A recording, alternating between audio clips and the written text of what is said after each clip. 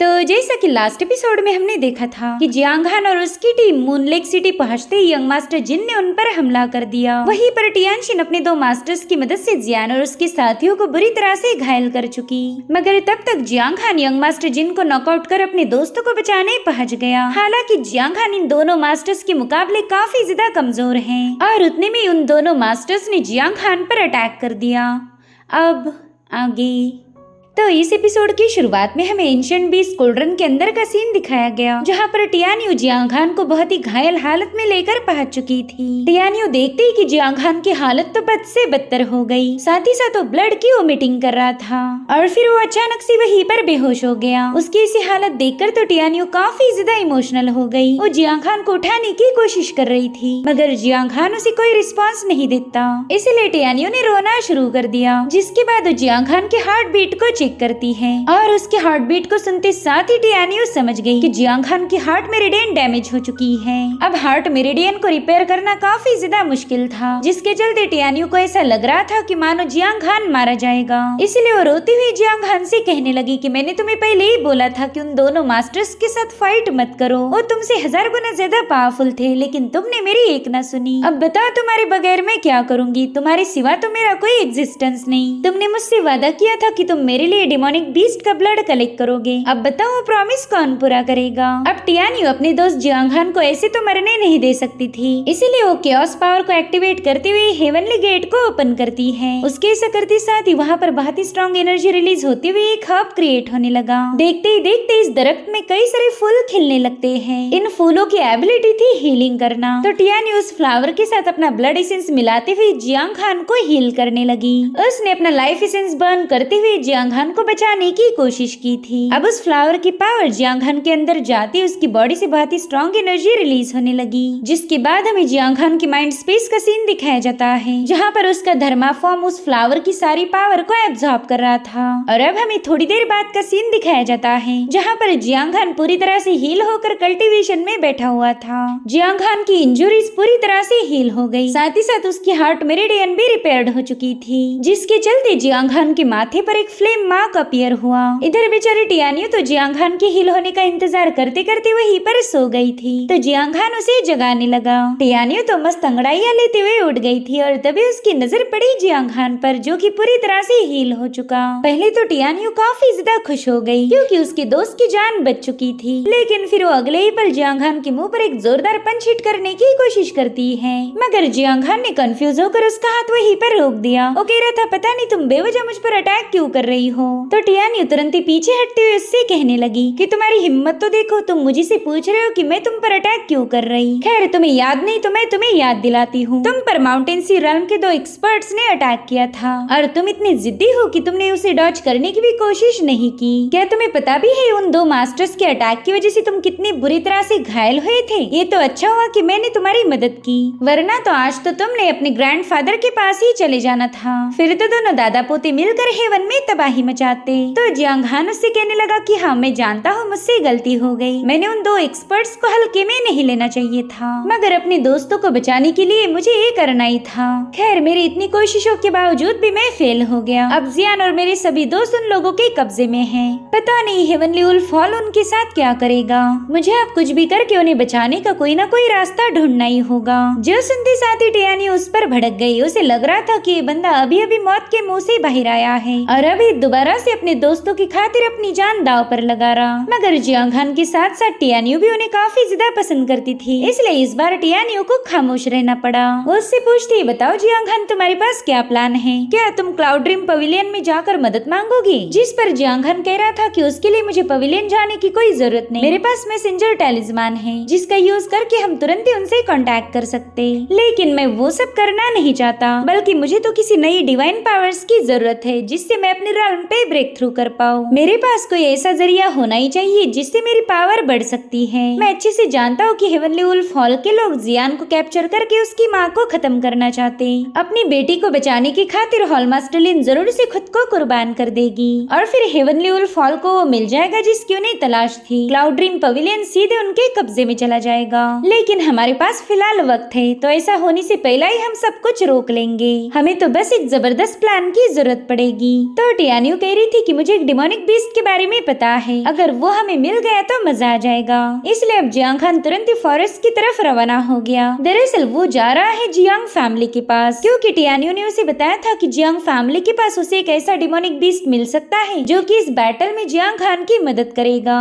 तो जियांग खान उससे पूछ रहा था, फिर तुमने मुझे पहले इस डिमोनिक बीस्ट के बारे में क्यों नहीं बताया? तो टियानियो उसे बताती कि जैसे ही तुम्हारे पेरेंट्स गायब हुए उसी दिन से उस डिमोनिक बीस्ट की ऑरा भी फेड होने लगी। मैं तो चाहकर भी उसे ट्रेस नहीं कर पा रही थी और इसी वजह से मैंने तुम्हें उस डिमोनिक बीस्ट के बारे में कुछ नहीं बताया। मुझे तो कभी लगा भी नहीं था कि हमें उसकी जरूरत पड़ेगी। और उतने में जियांग खान अपनी जगह पर रुक गया। वो इमोशनल होकर टियानियो से पूछने लगा कि क्या तुम्हें मेरे पेरेंट्स के बारे में कोई जानकारी है? अगर तुम्हें पता है उनके साथ क्या हुआ था तो प्लीज मुझे बता दो, मैं उनके लिए काफी ज्यादा फिक्रमंद हूँ। तुम तो एंशिएंट बीस्ट कोल्ड्रन की स्पिरिचुअल आर्टिफैक्ट हो, फिर भला तुम्हें मेरे पेरेंट्स के बारे में कैसे पता चला? तुम्हें उनकी पहचान के बारे में जानकारी होना, ये बात मुझे जरा भी हजम नहीं हो रही। मुझे ऐसा लगता है कि तुम मुझसे कुछ छुपा रही हो। तो टियानियो भी उस पर गुस्सा दिखाते हुए कहने लगी कि भला मुझे उनके बारे में कैसे पता? तुम तो मुझ पर बेवजह के इल्जाम लगा रहे हो। देखो, मेरा स्पिरिट तब फॉर्म होने लगा जब तुमने जन्म लिया था और तब से लेकर आज तक मैं हर एक पल तुम्हारे साथ हूँ। इसलिए मुझे भी तुम्हारे पेरेंट्स के बारे में कोई आइडिया नहीं। यूँ बेवजह के सवाल पूछकर तुम मेरा और खुद का वक्त जाया कर रहे। हालांकि जियांग खान को ऐसा फील हो रहा था कि टियानियो कुछ तो उससे हाइड कर रही है। बस इस वक्त तो जियांग खान को कुछ भी बताने के लिए तैयार नहीं थी। इसलिए अब जियांग खान ने उसे एक दूसरा सवाल पूछा। वो कह रहा था कि मैं उन दोनों एक्सपर्ट के हाथों बुरी तरह से घायल हुआ था, तो बताओ तुमने कौन सी चीज का यूज करके मुझे हील किया था? अब इस पर क्या जवाब दिया जाए ये तो टियानियो को भी समझ नहीं आ रहा था। इसलिए वो तुरंत ही अपनी बातें बनाना शुरू कर देती है।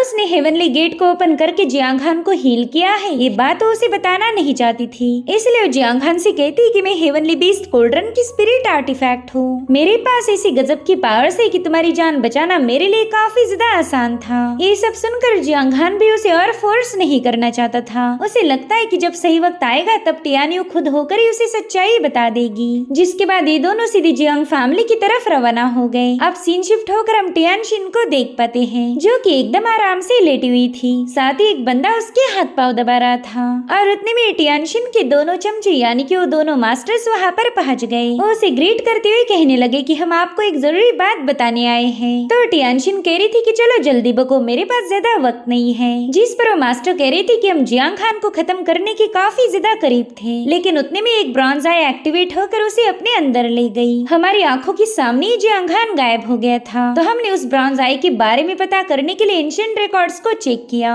जहाँ से हमें पता चला कि वो ब्रॉन्ज आई एक डिवाइन आर्टिफैक्ट का एंट्रेंस था और ये आर्टिफैक्ट कोई और नहीं बल्कि लेजेंडरी हेवनली बीस्ट कोल्ड्रन है। अब हेवनली बीस्ट कोल्ड्रन का नाम सुनते ही टियानशिन के तो होश ही उड़ गए, क्योंकि आज तक इस ट्रेजर को बस एक मिस्ट्री माना जाता था, लेकिन ये ट्रेजर एग्जिस्ट भी करता है। ये बात टियानशिन को काफी ज्यादा शॉक कर गई। साथ ही वो दोनों मास्टर्स उसे बता रही थी कि वो आर्टिफैक्ट काफी ज्यादा पावरफुल है। ऐसा कहा जाता है कि उसमें इतनी शक्तियां हैं कि वो हेवन एंड अर्थ दोनों को भी डिस्ट्रॉय कर सके। जो भी इस ट्रेजर को हासिल करेगा वो सभी realm को एक कर सकता है, साथ ही वो इस दुनिया का बादशाह बनेगा। जो सुनकर टियानशिन हंसते हुए कहने लगी कि जियांग खान, तुम तो हमेशा मुझे सरप्राइज कर देते हो। मुझे तो कभी लगा ही नहीं था कि मेरे होने वाले हस्बैंड के पास इतना पावरफुल ट्रेजर होगा। खैर, अब तो तुमसे दोबारा मुलाकात करनी पड़ेगी। अब इस यहीं पर कट होकर हम जियांग खान और टियानियो को देख पाते हैं, जो कि जियांग फैमिली पहुंच चुके थे। वहाँ के एल्डर ने उन्हें बताया कि यहाँ पर तो कोई डिमोनिक बीस्ट मौजूद नहीं है। जो सुनते साथ ये दोनों भी थोड़े से हैरान हो गए, क्योंकि उनकी सारी प्लानिंग इस डिमोनिक बीस्ट पर ही डिपेंड थी। साथ ही जियांग फैमिली के मास्टर कहने लगे कि मैं जानता हूँ तुम्हें पावरफुल डिमोनिक बीस्ट की जरूरत है। अगर हमारे पास होता तो मैं जरूर से तुम्हें वो दे देता,